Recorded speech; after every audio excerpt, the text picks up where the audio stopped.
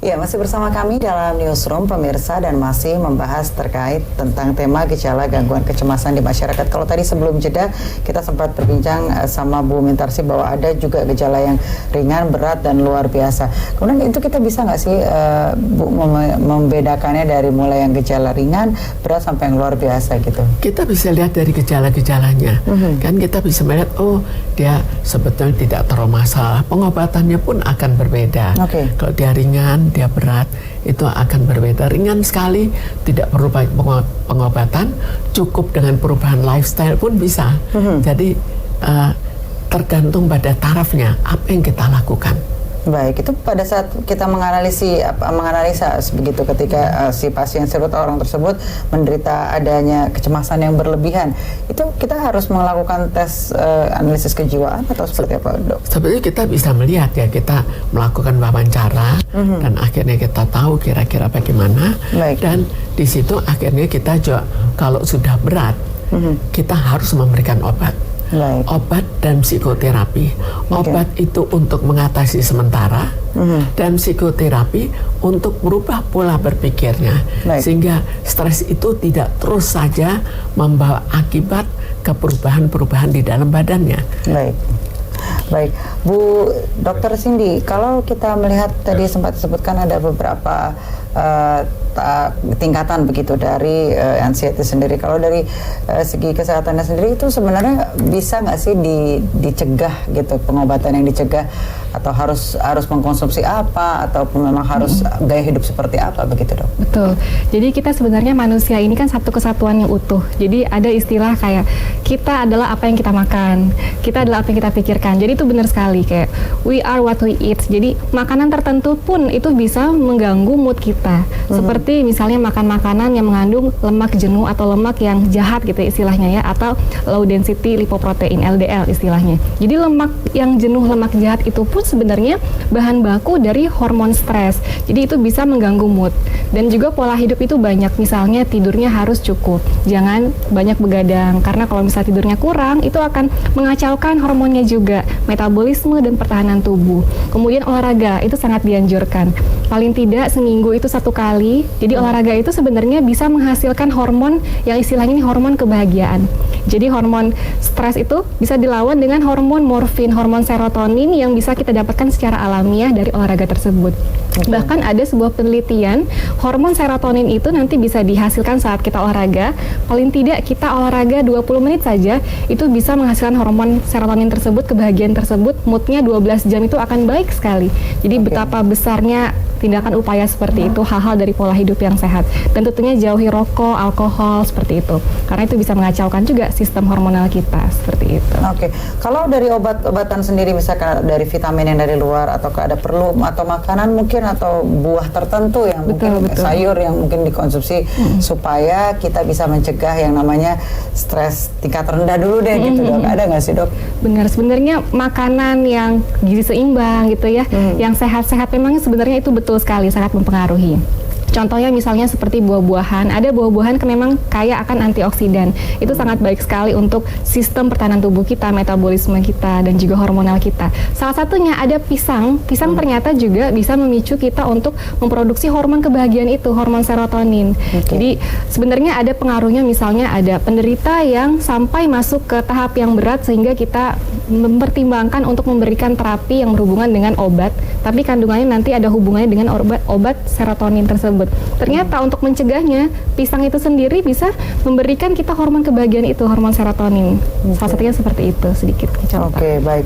Saya ke Bu Mintarsih nih, Bu. Kalau melihat dari gangguan kecemasan yang terjadi di masyarakat saat ini dengan tingkat stres pekerjaan mungkin, atau mungkin lingkungan begitu, Bu, bisa nggak sih menjadi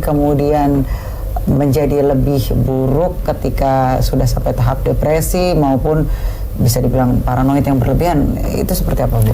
Jelas semuanya bisa berakibat berlanjut ya. Jadi itu juga bisa terjadi suatu imbalance, ketidakseimbangan, baik dari hormon kita maupun dari mineral-mineral yang ada. Karena itu seringkali dihubungkan seperti dikatakan tadi dengan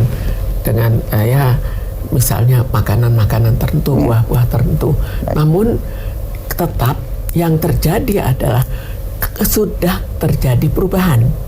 Dan dengan sudah terjadinya perubahan, maka perubahan itu harus kita obati dulu. Jangan kita biarkan. Kalau dibiarkan, maka terlalu berat. Kita hanya dengan makanan terlalu berat. Karena itu kita kembalikan lagi. Kalau ringan, tidak perlu kita melakukan hal yang secara berlebih. Tapi kalau sudah berat, bahkan kita harus melihat organ mana yang sudah terkena. Dan organ itu juga harus diobati. Jadi bukan hanya jiwanya, tapi organ yang terkena sebagai akibat dari anxiety yang dirasakan, atau dari akibat anxiety berlebih, atau bisa juga terjadi ke arah faktor jiwa yang akhirnya bisa sampai pada sakit jiwa, tapi pada mereka yang memang berbakat. Biasanya kalau orang tidak berbakat, dia ya hanya akan menjadi semacam anxiety yang sangat berlebih, belum sampai pada sakit jiwa, atau dia menuju pada sesuatu yang sifatnya neurotik. Jadi dia sangat-sangat berat dalam anxiety-nya. Baik. Bu, kalau tadi sempat disebutkan ada sampai yang berat begitu, kemudian yang pernah Bu Mintarsih tangani sendiri seperti apa sih? Harus dikombinasikan kalau sudah begitu. Jadi perawatan, atau maksudnya treatment seperti apa yang harusnya kemudian diberikan gitu, atau perawatan seperti apa begitu? Itu ada dua hal. Pertama psikoterapi, dan keduanya obat. Obat untuk mengurangi. Tapi di samping itu kita juga mencoba dengan hal-hal yang sifatnya di luar obat. Misalnya bisa dengan olahraga, bisa dengan menghirup sesuatu yang cukup segar. Tapi di sini udara segar kan susah ya, karena mempengaruhi oksigen juga. Oksigen yang kurang bagus itu juga akan mempengaruhi otak kita. Kemudian bisa juga dengan misalnya kita berdiskusi bersama-sama, itu juga bisa mengurangi. Tapi kalau orang sudah terlalu cemas, seringkali tidak mau berkumpul, dan ini menambah suatu hal yang negatif. Karena itu harus dilihat dari beberapa segi. Termasuk ya seperti tadi, olahraga itu membentuk endorfin, bahkan bisa juga dan akupunktur, dengan yoga, itu semua ikut mempengaruhi adanya endorfin, dan endorfin itu ikut mempengaruhi kehidupan kita. Tapi endorfin itu sifatnya bukan, itu sebenarnya mirip morfin, tapi sifatnya dari tubuh kita. Kalau dari tubuh kita itu tidak ada segi negatifnya. Tapi kalau sifatnya dari luar, itu bisa ketergantungan kita. Baik, saya ke Bu Dr. Cindy. Kalau dari kacamata Bu Cindy sendiri, bahwa melihat ini dengan adanya tingkatan-tingkatan begitu, terus sudah dilakukan pencegahan, adakah kita bisa mengidentifikasi dari orang yang misalkan anxiety-nya rendah, kemudian lebih tinggi gitu, apa yang harus kemudian dilakukan untuk pertolongan pertama begitu, Dok? Iya, jadi ketika kita menemukan seseorang dengan gangguan kecemasan, dengan trigger tertentu ya, dengan masalah tertentu di belakang, jadi pertama memang kita menelaah dulu. Jadi kita ngobrol, sharing ringan, dengan kita nanya nih ada masalah apa di belakang. Jadi dengan menggali masalah yang ada, kemudian si penderita nanti akan mengeluarkan unek-uneknya nih, akan sharing bareng-bareng. Setelah itu kita berikan solusi terbaik, jadi mengubah pola pikirnya seperti itu. Kalau misalnya memang tidak terjalin dengan baik, nanti kita juga anjurkan juga pola hidup yang sehat seperti yang tadi. Kemudian setelah itu, jika memang kita nanti lihat lagi perkembangannya, jika memang tidak ada lagi perkembangan yang signifikan, lalu kita pertimbangkan dengan obat yang berhubungan dengan keseimbangan hormon si penderita. Nah, setelah itu kita juga lihat secara keseluruhan apakah ada perkembangan lebih baik lagi. Jadi secara keseluruhan kita pantau juga seperti itu. Baik, kami harus jeda sejenak. Pemirsa jangan kemana-mana, tetap bersama kami di Newsroom.